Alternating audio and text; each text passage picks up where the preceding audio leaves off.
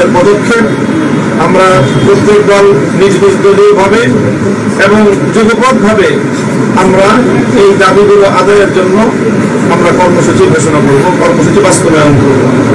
প্রাথমিক কর্মসূচি হিসেবে আগামী 6 নভেম্বর বৃহস্পতিবার দিন সকাল 11টায় আমরা প্রধান উপদেষ্টা বরাবর স্মারক প্রদানের লক্ষ্যে গণমিছিল করব। বৃহস্পতিবার প্রধান উপদেষ্টা বরাবর গণমিছিল নিয়ে আমরা স্মারক প্রদান করব, স্মারকলিপি প্রদান করব এবং আমরা আশা করি যে একটি আলোচনার ভিত্তিতে সকল রাজনৈতিক দল এই যে বিতর্কের যে বিষয়গুলো, মতপার্থক্যের জায়গাগুলো আমরা সকল রাজনৈতিক দল আলোচনার ভিত্তিতে সমাধান করব এবং জুলাই সনদের আইনি ভিত্তি কার্যকর হয়ে সেই ভিত্তিতে আগামী ত্রয়োদশ জাতীয় সংসদ নির্বাচন যথাসময়ে অনুষ্ঠিত হবে, এটাই আমাদের প্রত্যাশা।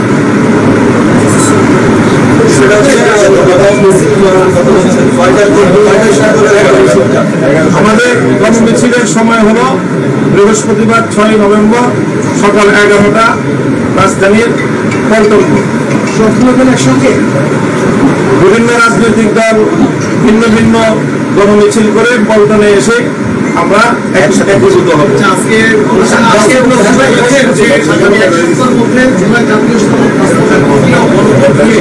রাজনৈতিক দলগুলোকে আলাপ আলোচনা করে নিজেদের সিদ্ধান্ত সরকারকে জানার আহ্বান, এই ব্যাপারে আপনাদের কোনো মন্তব্য আছে?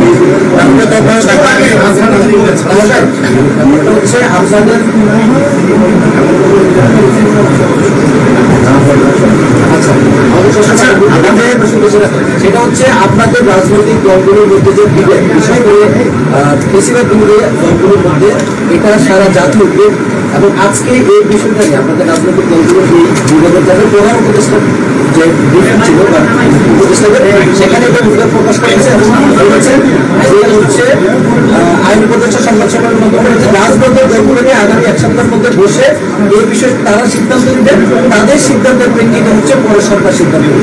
এই বিষয় হবে কিনা গণভোট হবে কি হবে না মাথা এটা আগে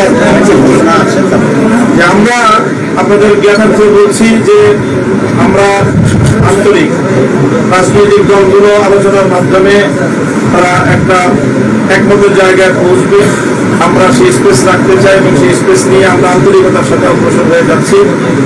আমাদের পরবর্তী আগামী 11ই নভেম্বর মঙ্গলবার দিন সমাবেশের কর্মসূচি আছে। যদি এর মধ্যে আমাদের এই দাবিগুলোর বিষয়ে যদি সন্তোষজনক কোনো অবস্থান গ্রহণ করা না হয়, অগ্রগতি না হয়, তাহলে সেই ক্ষেত্রে আমরা 11ই নভেম্বর রাজধানীতে সমাবেশ করবো ইনশাআল্লাহ। আচ্ছা, আপনি 3টি বিষয় বলেছেন, এক হলো জুলাই সনদের আদেশ জারি, হলো পৃথকভাবে গণভোট, আর তৃতীয় হলো আরপিও যা সংশোধন হয়েছে এটি পুরো একেবারে বহাল রাখতে হবে। আপনাদের দাবি তো 5টা, আপনারা কি বাকি 3টা দাবি থেকে নমনীয় অবস্থানে আসলেন? না, আমরা আমাদের সকল দাবিগুলি বহাল আছে। আমাদের এই দাবিগুলো আমাদের ওই 5 দফার মধ্যে অন্তর্ভুক্ত। সেখানে লেভেল প্লেইং ফিল্ড তৈরি করার জন্য আমরা মনে করি আরপিও সংশোধন,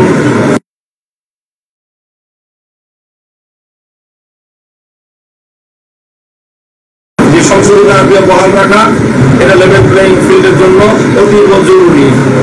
জুলাই সনদ কার্যকর করার জন্য আদেশ জারি, অনতিবিলম্বে আদেশ জারি করা এবং জুলাই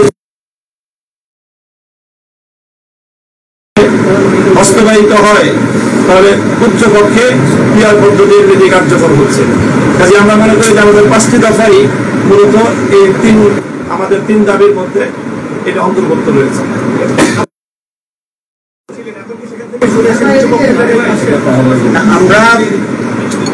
আমরা দেখেছেন যে